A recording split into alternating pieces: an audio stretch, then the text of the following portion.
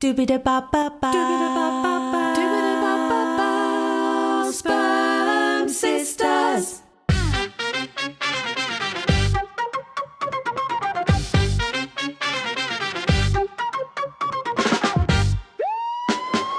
This is a story about sisters, just not the kind that you're expecting.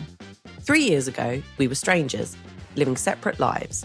Now we know we're biological sisters, connected by the same sperm donor. And that's just the beginning. This podcast dives headfirst into the how, the why, and the uncomfortable questions no one seems to want to answer. Uncovering secrets the medical world would rather keep buried. How many donor-conceived people are there really? No one can give a straight answer. Not the clinics, not the system, no one. So, how many siblings could be walking past us every day without a clue? It's messy, it's shocking. At times, it's almost impossible to believe. And somehow, it's also really funny. Come with us as we dig deeper, ask the uncomfortable questions, and laugh our way through the chaos of discovering who we really are and just how many of us there might be. Coming up on this week's episode of Sperm Sisters.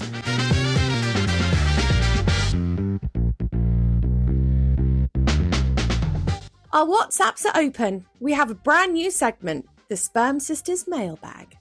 We would like to thank Ellie and Mike for sending in that question. Congratulations on being our first question and answer guests. A magnet will be sent out to you in the post. Mandy's back and she's giving us a biology lesson. What are you saying, Mum? I always understood the semen was the whole bit when a man ejaculates. Sweet lordy. Right, let's saddle up and begin the show.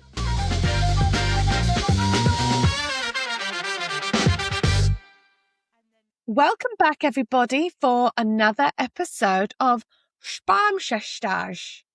Hello, sisters. Spermy sperms. Once upon a time, we were all little tiny sperms in a little pot in a little cold laboratory in the corner of London. And look at us blossoming today all over the internet. Do you think we were frozen in time? Like not moving sperms when you're frozen? And then when you thaw out. I'd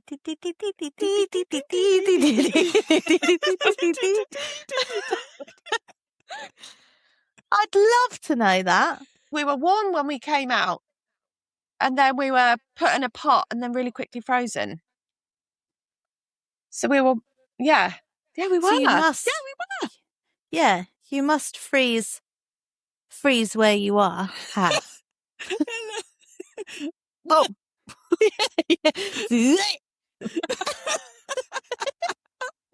That's what I imagine. And then, right. And then wait for them to thaw you out to go again. what does that look like? And we go again. Yeah. That's it. Oh my God. Well, we'll never know unless never know. a doctor comes on to tell us. Yeah, we could do some factual medical data, to be honest, to back up. I don't know. The do seem pretty legit to me. Let's introduce ourselves. Who have we got here today? Who's in the blue? That would be me. My name is Helen. I'm the youngest of the three sperm. Hang on. That would be me. My name's Helen. I'm the youngest of the three sperm sisters. I'm 35 and I'm running on very little sleep because my daughter, I've forgotten how many days old she is somewhere between 12 and... what day is it? Monday? Yeah. She's 12 days old. Cool. God, I probably need to edit that down. Anyway, I'm, slightly delusional, but here. Well done. Thank Well you. done. Smashing it. Smashing it. And we have our big sister over in Essex, over on the other side of the M25. And your name? Hello, darlings. My name's Tasha and I am 36 years old. I'm the eldest of the sperms, and I'm frozen. And she's this gone is back me to as her. me frozen sperm, which are now Thor. That's me, guys. And hold on.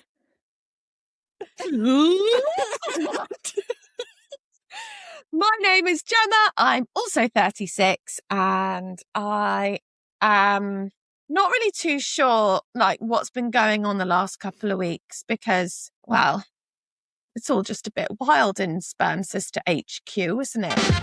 I got a SIM card today, a pay-as-you-go SIM card, so we can open up Sperm Sisters HQ the WhatsApp, so people can start WhatsApping us. So good. I went to Argos. You know how much the SIM card was? Fiver. No, Yeah. For tenner? £1. Excuse me? £1. Because all we need it for is data.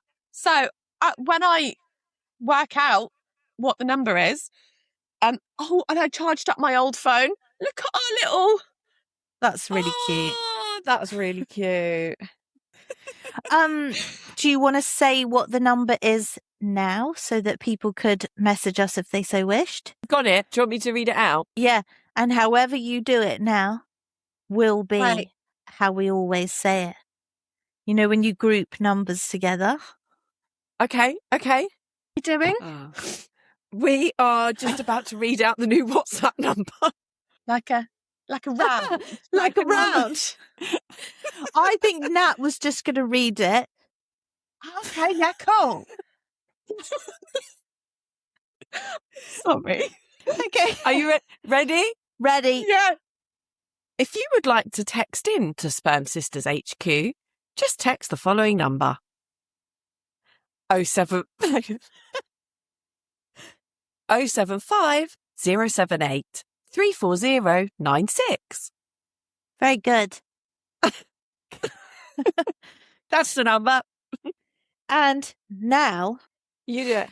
if you would like to get in contact with us on Sperm Sisters HQ, our new mobile number that you can text or voice note to is 07507 834 096.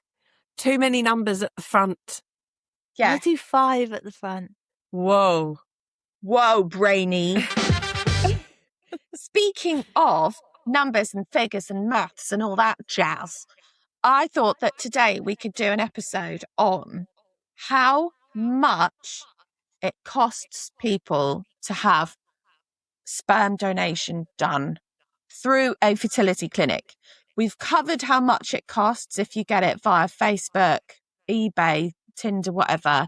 The answer is 0. And there's a reason for that. It's because it's unregulated. There are no laws. It's probably not safe. If you want to know more about that, not for your own purposes, but just out of interest, then listen to our episode, Facebook Spam. The reason why there has been an increase in online sperm donations and requests is because the cost of fertility treatment in the UK and pretty much around the world has skyrocketed. And we've been talking about that for quite a lot. I actually don't know how much I know because I've just done the research, but we didn't know how much it costs for all of this treatment.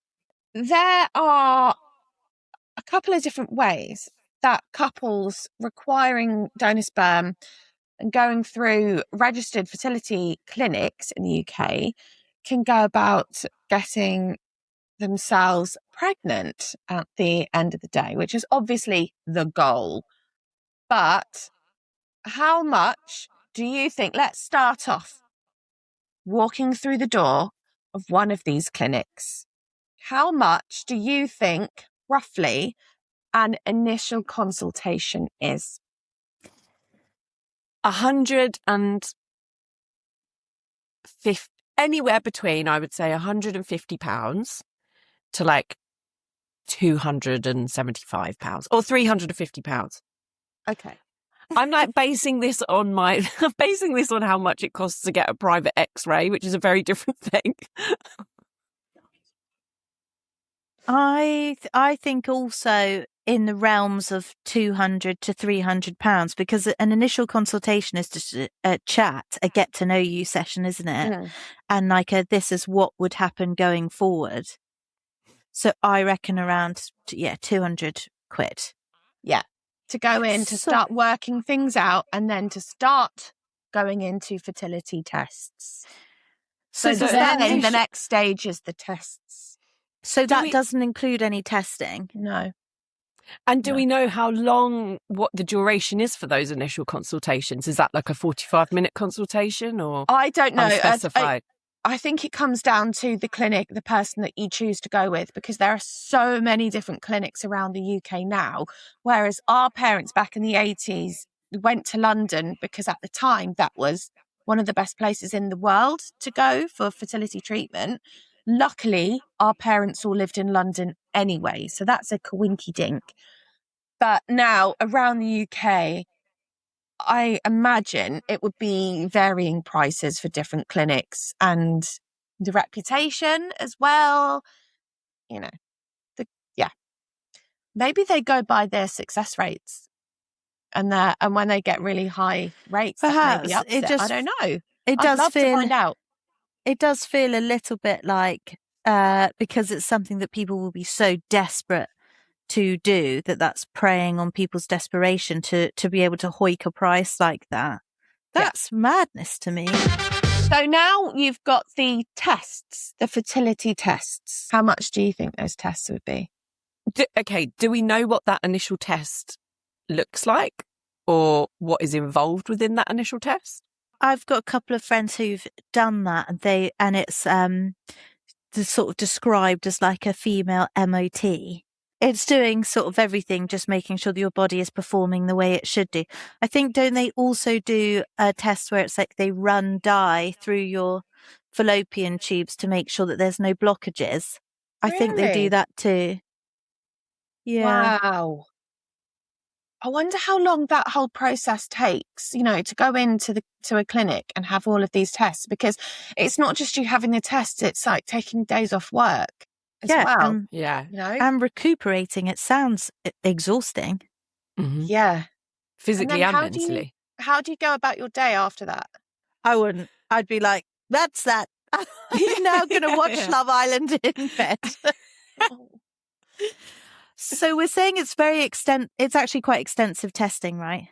Yes. So what's your guesstimate, Nat?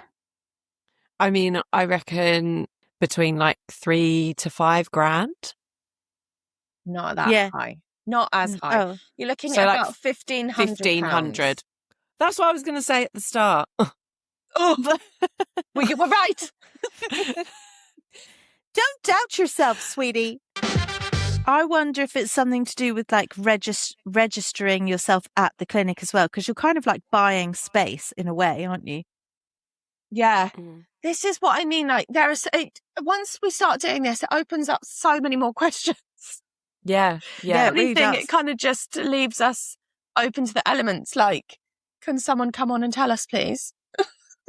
Which they will. I feel like we really should know, because we just know of our mums going through it, and then the different things that they had to do, going in for injections at 2:00 in the morning, but that's the treatment itself.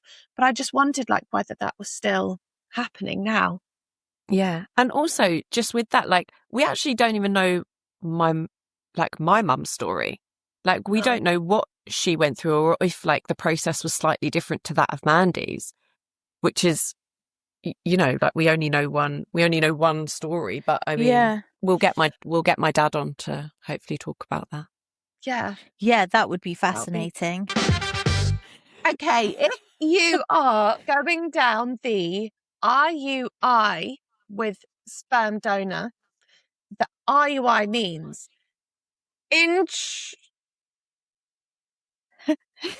hush, hush, IUI, hush, hush, IUI. Sorry, go on. I had to. Intrauterine? INT Rauterine. I need to see it. Zoned out. I need to see it. It means simply inside the uterus. Intrauterine. Oh. Did you hear that? No. Intrauterine. Intrauterine. Intrauterine insemination. What's the IUI? Intrauterine. Intrauterine. Where? Where? I'll take whatever you're smoking. Light me up, baby. So IUI is one of the simplest fertility treatments and is often the first option when using sperm donation. So you track your ovulation, and vial of donor sperm, little tubey bit, is thawed and prepared in a laboratory. A clinician inserts a very thin catheter through the cervix and places the sperm directly into the uterus. The sperm then swims up the fallopian tube to its destination, where fertilization can happen naturally. The procedure itself takes 5 to 10 minutes, and it can feel like a smear test, apparently. We've got some really cool interviews coming up with some people who can tell us more about all of this and everything that they went through. Shall we call Mum and see if she remembers how it felt? Yes! Oh my God, we know someone. Yeah, call her. Call Mandy. Call Mandy. Call Mandy. Hello, Hello. Can you hear that? I can hear you. Oh, good. Mum, we're just recording the podcast and we do have a question for you, but don't panic at all if you can't remember this, because obviously it was a while ago. When you went for your treatment, do you remember what it felt like when they inserted the uterine catheter to actually artificially inseminate the sperm? Because we've got. Yes. Oh, you do? How did it feel? Really weird. It was a very thin, long, narrow tube. And I remember it was pink, the stuff that was going through. So what they did, they put the semen in a centrifuge to extract all the sperm.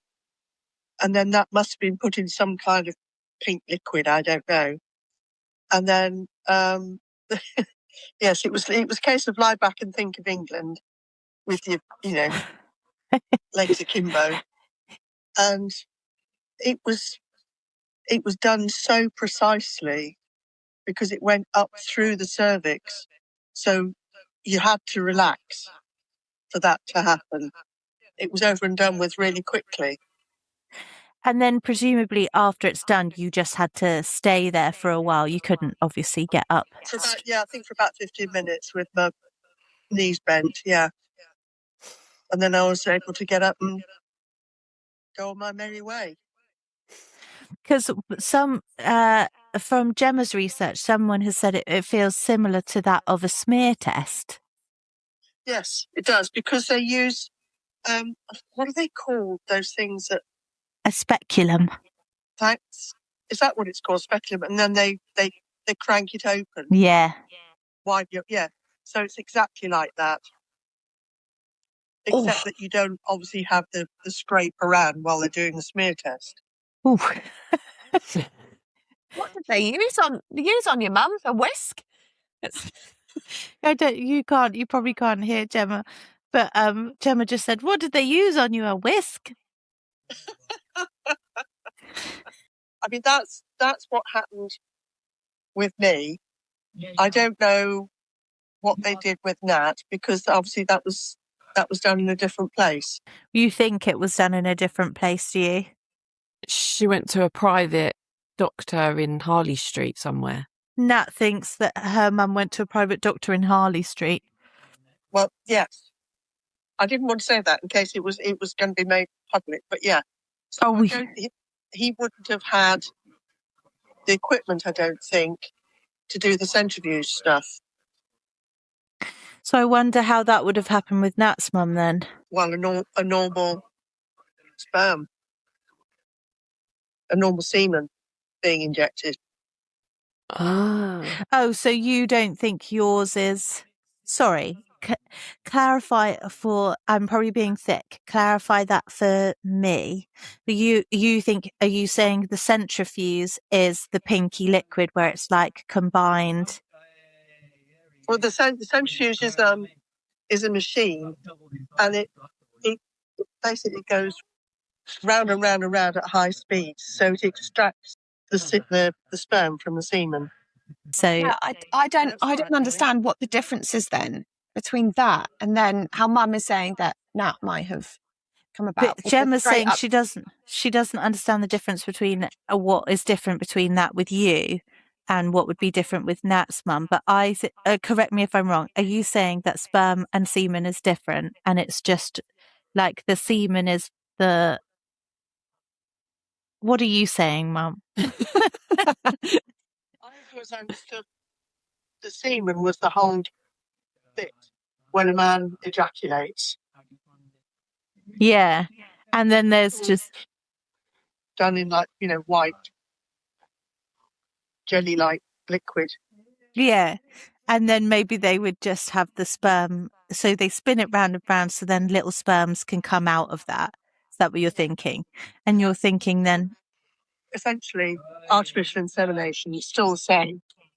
And mine went straight through the cervix, not just into the vagina.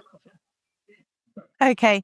So perhaps you think maybe at the doctor's surgery for Nat's mum, it might have just been into the vagina because they might not have had the big tubey bit. That would be my guess, yes. Okay, cool. That's that's just stuff that we Only because I started off with that in Harley Street and it didn't work. Oh. So what was the process when you went to Harley Street then, Mum? Right, we'd mix, well, we'd be told that we're mixing Dad's and the donors' sperm together, semen together. And then it was basically, well, not turkey-based, but you know what I mean. Yeah. And then hope for the best. I see. We did that for about 6 months, I think it was, as far as I remember. And it didn't work, but it wasn't particularly scientific because they weren't checking to see whether I was ovulating or not. They were just taking it sort of midway between cycles. So then when it didn't work after a certain number of months, that's when he referred me to a gynecologist. And from there, we went from hospital to hospital. Got you. So that method, it sounds like probably just worked for Nat's mum. Yes. Yeah. Okay, cool. Well, thanks, Mum. That's been insightful. And I need to Google the difference between sperm and semen to see... Yes, just see whether I'm right or whether I'm, telling porcupines. Well, none of us know either. Okay. Because I don't know. Okay. All right. Thank you, Mum. Love you. Bye. Bye. A little learning curve for us all here. Sperm is different to semen. So sperm are the microscopic reproductive cells that carry genetic information, while semen is the fluid that transports and nourishes those cells. Oh, that's interesting. So Mum was right, clarifying it as the white... What did she say? Something harrowing that I tried to block out. How did you feel hearing Mandy say the word ejaculate? Already wiped it from my memory. So that tells you everything you need to know. I just find her voice so soothing. She could say anything and I'm just like, I do know what you mean. oh, gosh. Mum's voice does relax me as well. Yeah, my goodness. A lot of that stuff that Mum has just said is from her experience from the late 80s. So we're very aware that it must be different now. And next week, we're going to have someone on who can tell us in more detail about current modern day. But what I do have is the data on the success rates of an IUI, 1 round, the success rates. If you are under 35, per treatment and cycle, typical pregnancy rates are approximately 10 to 20% in under 35. That's the success rate. God, 10 that's to low. 20% That's success rate. very low. Mm. And if you're between 35 and 39, it's 8 to 15%.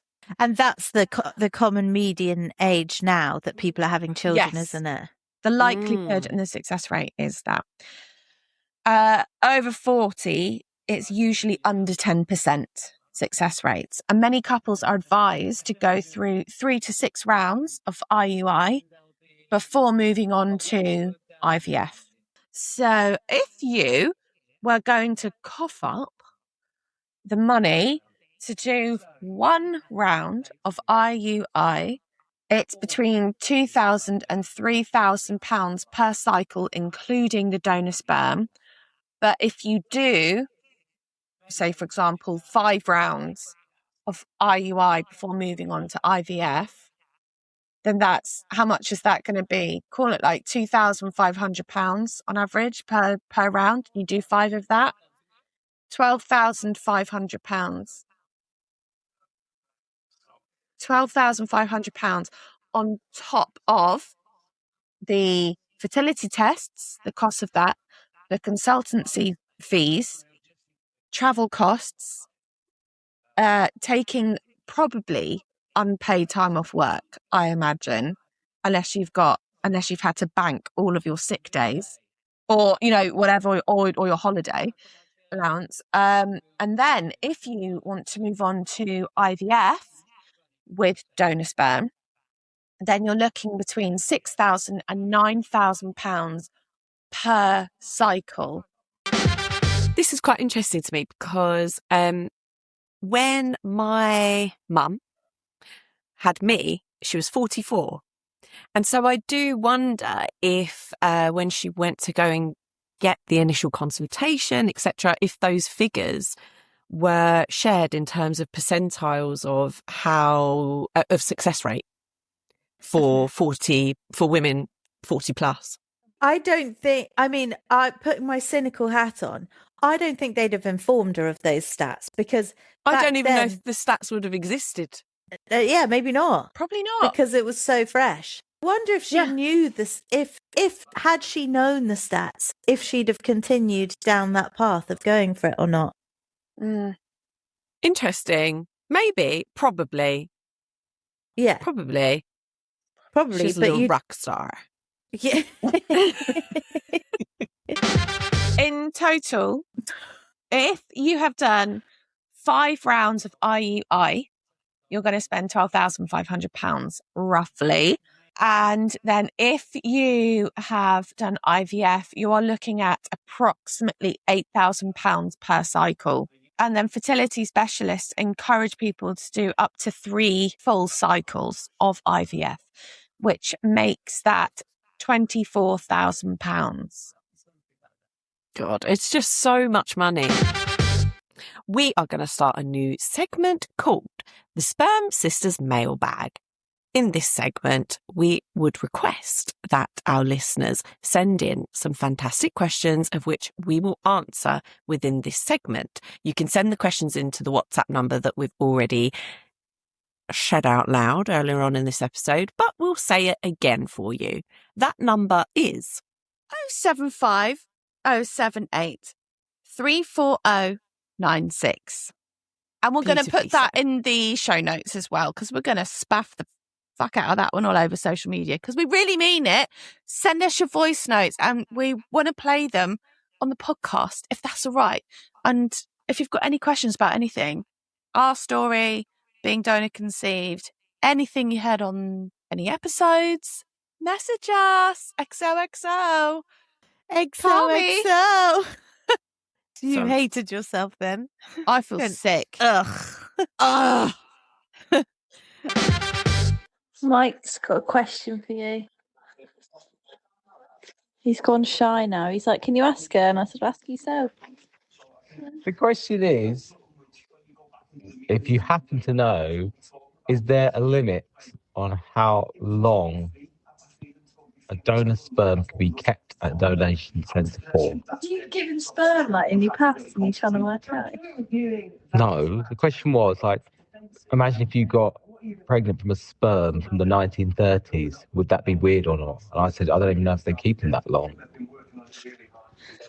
There you go. What's the answer? Love it. We would like to thank Ellie and Mike for sending in that question. Congratulations on being our first question and answer guests. The answer to that question... A magnet will be sent out to you in the post. Gemma, do you want to answer the question? Oh, fuck. I was going to say, do you want to answer it? So, sperm in the UK is kept for 55 years. Let that sink in. So, our donor donated in the late 80s. And that means that his 55 years of his donations being up would be in like another 15 years' time. So if they were to use that sample, that donation sample, for more children, we would be about 50 years old when we would have siblings born into this world. However, we should caveat that with not all sperm is kept for the purposes of using it to create Reproduce. life.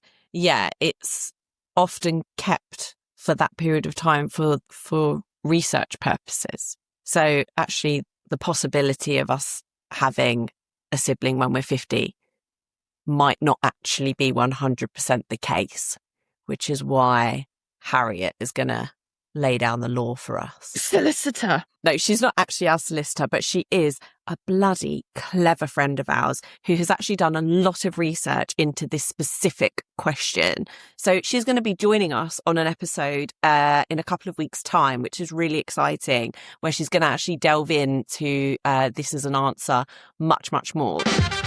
The other bit, I guess, of that question was, would it be weird to have a baby from 1930 sperm? Yeah. That, Yeah. yeah, that's Yeah. pretty fucking weird. Do you think they'd come out speaking like a really clipped, oh, good day, mother, good day, father? There's a Oh, yeah. Little flat cat. Little brown shoes. If we had to have a sibling from a different time era, though, what would you go for? Roman? I'd go for the future. Oh, shit. Oh, holy crap. I think I'd go for Edwardian, just because I like the architecture. Yeah, I do too. Hmm. Yeah. Are we sisters? Wait a second. Are we related? I would go for that, or maybe Victorian, because I like how they like Victorian seasides. Let us know in the comments what siblings you would like from a different time era. And we will catch you next time when we've got some lovely guests lined up for some interviews. And we can't wait to hear all of your juicy, cheeky voice notes come through on the old WhatsApp. I've got an idea. Yeah. Go for it. To close this episode, shall we try and do our harmonies for the opening? Sperm Sisters. Yeah. Have we still got it? So I did the first one, no? I was the lower one. Mm-hmm. Then it was Nat, and then it was- Doobie-da-ba-ba-ba. When are you going to come in? I didn't know we were doing it then. No, I thought you were just setting the tone. Right, I'm ready. One, Hang on. two. I'm ready. Oh, wait, I'm not now. Hang on.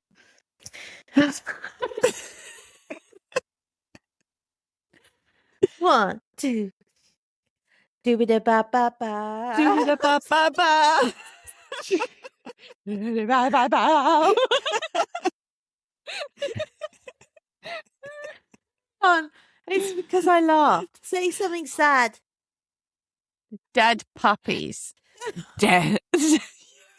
Death becomes her. Okay. 1, 2, 3, go. Do-ba-da-ba-ba-ba. Do-ba-da-ba-ba-ba.